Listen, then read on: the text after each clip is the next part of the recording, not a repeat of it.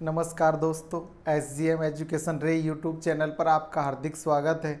जैसा कि अपना फर्स्ट ग्रेड, सेकंड ग्रेड और रीट भर्ती परीक्षा के लिए जो काव्य शास्त्र का मोस्ट टॉपिक रस चल रहा था और रस में हमने रस को लेकर जो विद्वानों ने अपने मत प्रकट किए हैं वो देखे हमने। आचार्य विश्वनाथ द्वारा रस को लेकर जो 8 मत दिए वो देखे हमने। और अब उसी कड़ी में हम रस के अवयव जो टॉपिक है उसे पढ़ रहे थे और हमने देखा कि रस के मुख्यतः 4 अवयव होते हैं, जिसमें उसका स्थायी भाव, विभाव, अनुभाव और संचारी भाव, इस तरह उसके जो 4 अंग होते हैं, अवयव होते हैं, उन्हीं में हमने पहला अंग उसका विभाव पढ़ा और अब उसी कड़ी में हम उसका दूसरा अंग अनुभाव पढ़ रहे थे। तो देखिए, हमने जो पढ़ा उसमें रस के अवयवों में हमने पढ़ लिया था विभाव। विभाव का शाब्दिक अर्थ होता है कारण, यानी कि रस उत्पन्न करने वाले जो कारण होते हैं वो ही क्या कहलाते हैं, विभाव। और हमने पढ़ा विभाव के कितने भेद होते हैं, दो प्रकार या 2 भेद होते हैं, जिसमें आलम्बन विभाव और दूसरा था उद्दीपन विभाव। आलम्बन विभाव के भी 2 उपभेद होते हैं। आलम्बन विभाव है उसके भी 2 उपभेद होते हैं, आश्रय और विषय। आश्रय आलम्बन और विषय आलम्बन। जिसके हृदय में भाव उत्पन्न होते हैं वो आश्रय कहलाता है और जिस कारण से होता है वो विषय कहलाता है। तो देखिए, अब हमने विभाव का जो पहला भेद है आलम्बन विभाव उसे कंप्लीट पढ़ लिया था विस्तृत रूप से, क्योंकि आलम्बन के 2 उपभेद आश्रय और विषय को भी हमने पढ़ा। अब विभाव का दूसरा जो भेद है वो था आपके उद्दीपन, और उद्दीपन विभाव को हमने विस्तृत रूप से नहीं पढ़ा था। तो आज देखिए कि उद्दीपन होता क्या है ये समझेंगे। तो उद्दीपन विभाव, देखो नाम से ही पता चल रहा है, हमारा प्रयास है कि जो नाम है उसी से हम समझने का प्रयास करते हैं। तो उद्दीपन यानी उद्दीप्त, जागृत करने वाला जो होता है। जैसे रस उत्पत्ति के प्राकृतिक कारणों को, जो प्राकृतिक होते हैं उन कारणों को उद्दीपन विभाव कहा जाता है। रस उत्पन्न करने में जो प्राकृतिक कारण होते हैं वो क्या कहलाते हैं, उद्दीपन। अर्थात ऐसा कोई प्राकृतिक दृश्य या घटना जो किसी रस को प्रेरित या उद्दीप्त करता है उसे उद्दीपन विभाव कहा जाता है। यानी कि कोई प्राकृतिक ऐसा दृश्य या नज़ारा देखा हो या कोई प्राकृतिक ऐसी घटना हुई हो जो रस को उत्पन्न करने के लिए प्रेरित करे और या उसे उद्दीप्त करे, वही कौन सा विभाव कहलाता है, उद्दीपन विभाव। जैसे उदाहरण के तौर पे हम यहाँ प्रत्येक रस के उद्दीपन विभाव को समझेंगे। जैसे आपके श्रृंगार रस है, श्रृंगार रस जिसका स्थायी भाव आपके रति या प्रेम होता है और उसके जो विभाव है उसमें आपके आलम्बन विभाव और ये उद्दीपन विभाव में देखिए पुष्प वाटिका है, चांदनी रात है, नदी तट है, लता कुंज है, पक्षियों का कलरव, फूलों की महक, बसंत या शरद ऋतु होना और नायक नायिका या अपने जो सखा या जो सखी है उनका हास्य विनोद आदि आपके जो श्रृंगार रस है उसके उद्दीपन विभाव है। यानी कि फूलों का कोई बाग बगीचा हो, उसमें नायक नायिका टहल रहे हो, चांदनी रात हो उस समय, या नदी का तट हो, लताएं कुंज, पक्षियों का कलरव, फूलों की महक, बसंत या शरद ऋतु हो, या नायक नायिका या सखा सखियों का हास्य विनोद आदि श्रृंगार रस उत्पन्न करने के उद्दीपन विभाव या जो प्राकृतिक कारण होते हैं। रति भाव उत्पन्न करने के प्राकृतिक कारण। अब दूसरा भयानक रस। भयानक रस का स्थायी भाव होता है भय, और इसको भय उत्पन्न करने के जो प्राकृतिक कारण है वो है सुनसान जंगल में जैसे कोई व्यक्ति चल रहा हो, तेज हवाएं चल रही हो, इधर उधर से विचित्र प्रकार की डरावनी आवाजें आ रही हो, तो ये भयानक रस उत्पन्न करने के प्राकृतिक कारण हो जाएंगे। फिर आपका तीसरा पॉइंट है करुण रस। करुण रस का स्थायी भाव होता है शोक। अब शोक को उत्पन्न करने के जो प्राकृतिक कारण है, जैसे शमशान भूमि या मरघट का होना, मृत प्रियजन से संबंधित वस्तुएं या स्मृतियों का दिखना या उन्हें याद करना आदि आपके प्राकृतिक कारण हैं। इसी प्रकार आपके हास्य रस का स्थायी भाव होता है हास, और हास नामक जो स्थायी भाव को उत्पन्न करने के जो प्राकृतिक कारण है उसमें है जैसे जोकर या नायक नायिका जो भी है उसकी विकृत आकार, उसकी विकृत वेशभूषा, हंसी लाने वाली उसकी बातें या उसकी ऐसी कलाएं जो हास जो आपका स्थायी भाव है उसे उत्पन्न करने में जो प्राकृतिक कारण है। पांचवा जो रस है आपका रौद्र रस, और रौद्र रस का स्थायी भाव है क्रोध। अब क्रोध उत्पन्न करने के जो प्राकृतिक कारण है वो ही आपका उद्दीपन विभाव है। तो प्राकृतिक कारण है देशद्रोही या दुराचारी द्वारा कही गई कड़वी बातें, उसके द्वारा कोई कड़वी बातें कही जाए, या शत्रु द्वारा किए गए अनिष्ट कार्य आदि रौद्र रस उत्पन्न करने के उद्दीपन विभाव या प्राकृतिक कारण होते हैं। छठा रस वीर रस। वीर रस का स्थायी भाव होता है उत्साह। अब उत्साह जो स्थायी भाव है उसे उत्पन्न करने के जो प्राकृतिक कारण हैं उनमें जैसे वीर रस में जो वीर 4 प्रकार के होते हैं, युद्ध वीर, धर्मवीर, दानवीर और दयावीर। तो युद्ध वीर के लिए युद्ध भूमि या शत्रु का पराक्रम प्राकृतिक कारण हो जाएगा। दानवीर के लिए दानदाताओं के दान या दान पत्र आदि जो उन्हें मिलते हैं ये कारण हो जाएंगे।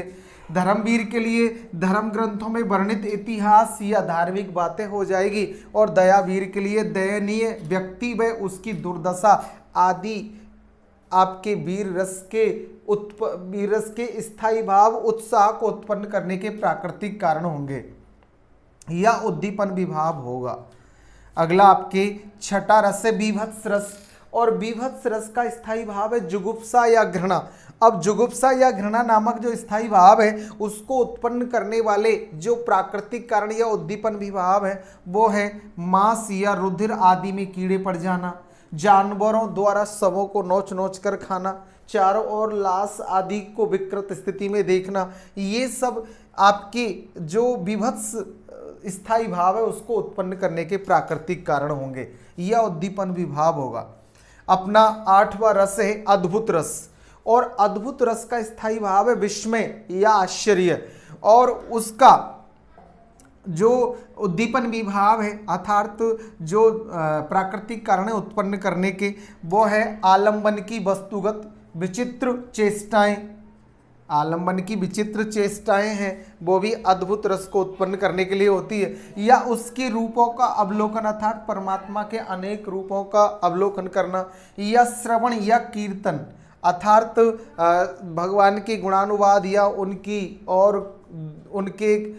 लोक कथाओं को सुनना आदि, या उनके भजन कीर्तन आदि सुनना अद्भुत रस के स्थायी भाव जो आपका आश्चर्य उसे उत्पन्न करने के लिए मुख्य होते हैं। अगला है आपके शांत रस, और शांत रस का जो स्थायी भाव होता है वो है शम या शांति। तो जैसे भजन कीर्तन सत्संग आदि इसके प्राकृतिक कारण हैं जिनकी वजह से मन में शांति उत्पन्न होती है। 10वां जो आपके रस है वात्सल्य रस, और वात्सल्य रस का स्थायी भाव है वत्सलता या वात्सल्य। तो बच्चे के हाव भाव, उसकी तोतली बोली, उसके घुटनन चलना, उसके मिट्टी से सने हुए बालों का होना आदि वात्सल्य रस के स्थायी भाव वत्सलता को उत्पन्न करने का प्राकृतिक कारण होगा। अब आपके अंतिम रस 11वां रस है भगवत भक्ति रस। भगवत भक्ति रस का स्थायी भाव है भगवत प्रेम। तो भगवान के चमत्कार, भक्तों के प्रति भगवान की वत्सलता का भाव आदि वो भगवत प्रेम को उत्पन्न करने के प्राकृतिक कारण होंगे। तो इस प्रकार हमने देखा कि जो हृदय में स्थायी भाव को उत्पन्न करने में सहयोग करने वाले जो प्राकृतिक कारण हैं वो ही आपके उद्दीपन विभाव कहलाते हैं। तो हमने यहाँ आपके जो मुख्यतः 11 रस है उनके 11 जो उद्दीपन विभाव है या प्राकृतिक कारण है रसों के स्थायी भाव उत्पन्न करने के, उन्हें हमने समझा। तो आपने देखा कि जो विभाव है, विभाव के भी दो भेद होते हैं, जिसमें पहला है आपके आलम्बन विभाव और दूसरा है उद्दीपन विभाव। जिसके हृदय में कारण उत्पन्न होते हैं वो आलम्बन विभाव के तहत आते हैं। आलम्बन विभाव के भी दो भेद हैं, आश्रय और विषय। जिसके हृदय में उत्पन्न होते हैं वो आश्रय, और जिस कारण से होते हैं वो विषय कहलाता है। अब उसी कड़ी में विभाव का दूसरा भेद है उद्दीपन विभाव। जो स्थायी भाव को उत्पन्न करने के जो प्राकृतिक कारण होते हैं वो उद्दीपन विभाव कहलाते हैं। और वो आपने 11 रसों के अलग अलग देखे कि उद्दीपन विभाव को उद्दीप्त करने के कौन कौन से प्राकृतिक कारण हैं। अब रस का दूसरा मुख्य अवयव या दूसरा भेद है अनुभाव। रस का दूसरा मुख्य अवयव या अंग क्या है आपके? अनुभाव। तो देखिए, अनु का शाब्दिक अर्थ होता है पीछे, तथा अनुभाव का अर्थ होता है भावों के पीछे, यानी कि भाव उत्पन्न होने के बाद उत्पन्न होने वाले, अर्थात स्थायी भाव के उत्पन्न होने के पश्चात प्रकट होने वाले मनोभाव या चेष्टाएं अनुभाव कहलाती है। अनु का शाब्दिक अर्थ होता है पीछे, तथा अनुभाव का अर्थ होता है भावों के पीछे, अर्थात स्थायी भाव के उत्पन्न होने के पश्चात प्रकट होने वाले जो मनोभाव या चेष्टाएं होती है वही क्या कहलाती है? अनुभाव। यानी कि स्थायी भाव जब उत्पन्न होता है उसके बाद जो चेष्टाएं, जो मनोभाव उत्पन्न होते हैं वो अनुभाव कहलाते हैं। अनुभाव के भी 4 प्रकार या भेद होते हैं। अनुभाव के कितने प्रकार, कितने भेद है? 4। जैसे कायिक अनुभाव, वाचिक अनुभाव, आहार्य और सात्विक। तो जो अनुभाव है, अनुभाव के भी 4 भेद होते हैं। पहला है कायिक या आंगिक अनुभाव, यानी कि स्थायी भाव के उत्पन्न होने के बाद शरीरगत जो चेष्टाएं हैं, शारीरिक जो चेष्टाएं वो किस में आएगी? आपकी कायिक या आंगिक अनुभाव में। और वाणी द्वारा की गई जो क्रियाएं हैं, चेष्टाएं, वो आपके वाचिक अनुभाव में आएगी। और वेशभूषा द्वारा या पहनावे द्वारा जो भाव प्रकट किए जाएंगे वो आहार्य अनुभाव के तहत आएंगे।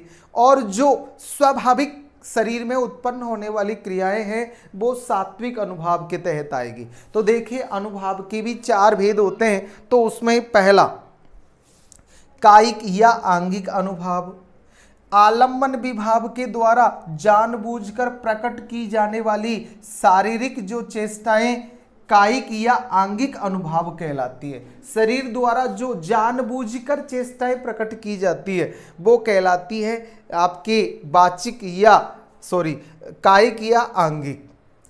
आलम्बन विभाव के द्वारा, जो आलम्बन विभाव है उसके द्वारा जानबूझकर कुछ चेष्टाएं उत्पन्न की जाती है, शारीरिक चेष्टाएं, वो आपके कायिक या आंगिक अनुभाव कहलाती है। जैसे बहुरी बदन विधु अंचल ढाकी, पियतन चिते मोह कर बाकी, खंजन मंजू तिरछे नैननी, निजपति कहो तिनहि सिय सैननी।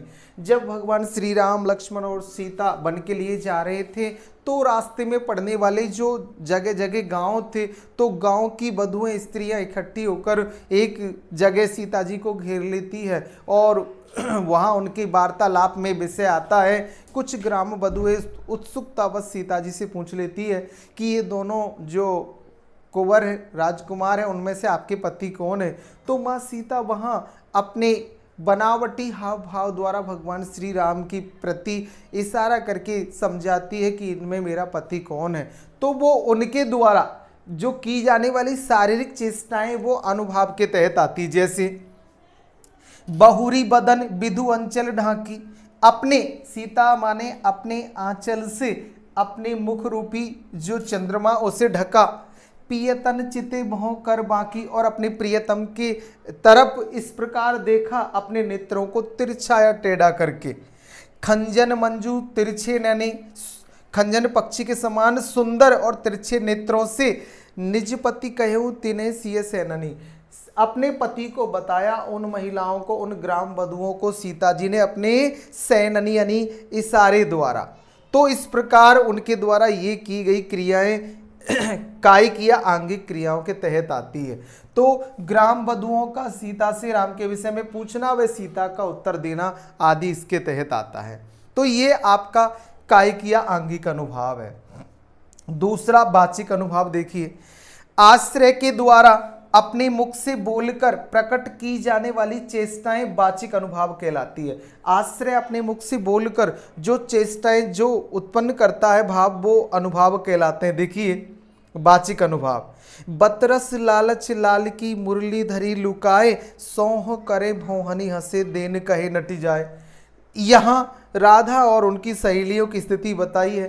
भगवान श्री कृष्ण से बात करने के लालच में भगवान श्री कृष्ण की बांसुरी को राधा और उनकी सहेलियों ने चुरा के छुपा दिया।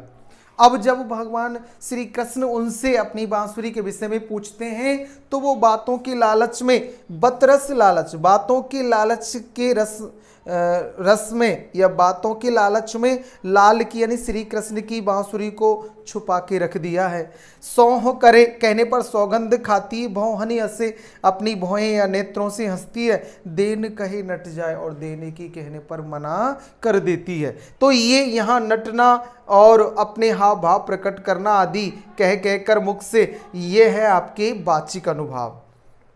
राधा द्वारा कृष्ण की बांसुरी को बात करने के लालच में चुराना और पूछने पर मना करना आदि आपके वाचिक अनुभाव के एग्जाम्पल उदाहरण है। अब आपका तीसरा है आहार्य अनुभाव। आहार्य का शाब्दिक अर्थ होता है बनावटी वेशभूषा, यानी चलाकर कुछ ऐसी वेशभूषा पहनना जिसके द्वारा दूसरे को प्रभावित किया जा सके, के द्वारा प्रकट की जाने वाली चेष्टाएं, नायिका का नायक से मिलने जाने पर आकर्षक वेशभूषा धारण करना आदि आहार्य अनुभाव के तहत आती है।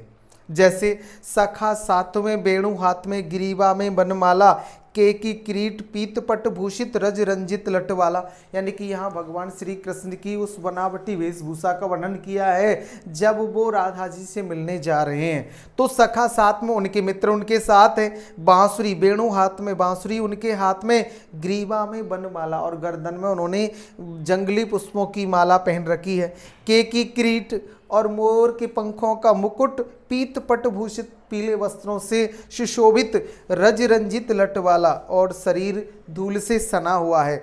ऐसे भगवान श्री कृष्ण को बताया है। प्रस्तुत पद में श्री कृष्ण के बाल रूप का वर्णन है। यहाँ भगवान के छोटे रूप का वर्णन किया है जब वो अपने मित्रों के साथ खेल रहे थे। तो उसका यहाँ आहार्य का भाव है बनावटी वेशभूषा, कि वो अपनी वेशभूषा किस तरह यानी बच्चे की वेशभूषा कैसी बना रखी थी वहाँ। अब यहाँ आपके अंतिम जो भेद है अनुभाव का वो है सात्विक अनुभाव। देखो सात्विक आश्रय के शरीर से उसके किसी बाहरी प्रयत्न के स्वतः उत्पन्न होने वाली चेष्टा है, बिना किसी बाहरी प्रयत्न के।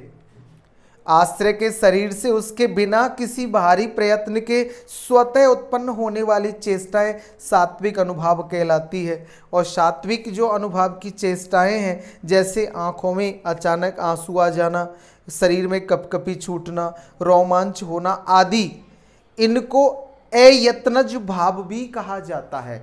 जो आपके सात्विक अनुभाव है उसे अयत्नज भाव भी कहा जाता है। तो इस प्रकार हमने सात्विक अनुभाव के भी 8 उपभेद होते हैं, उन्हें हम अगली कक्षा में देखेंगे। तो आपने आज देखा कि रस के जो अवयव है अंग है उसके मुख्य 2 अंगों को, पहला विभाव और दूसरा आपके अनुभाव। तो हमने विभाव और अनुभाव को विस्तृत रूप से समझा। किसी को कोई समस्या है तो आप उसे कमेंट से बताएं और उसका समाधान प्राप्त करें। अपने मित्रों को लाइक शेयर और सब्सक्राइब करने के लिए प्रेरित करें, खुद भी करें, अच्छा पढ़े। और अब देख रहे हो कि आप फर्स्ट ग्रेड सेकंड ग्रेड भर्ती परीक्षाओं की डेट भी आ चुकी है। आरपीएससी ने अपने द्वारा कंडक्ट करा जाने वाली सभी भर्ती परीक्षाओं का जो आपके कैलेंडर जारी कर दिया है, तो आप उनकी डेट देखें और उत्साह से अपनी तैयारी में जुट जाए। कोई समस्या है तो हमें कमेंट से बताएं।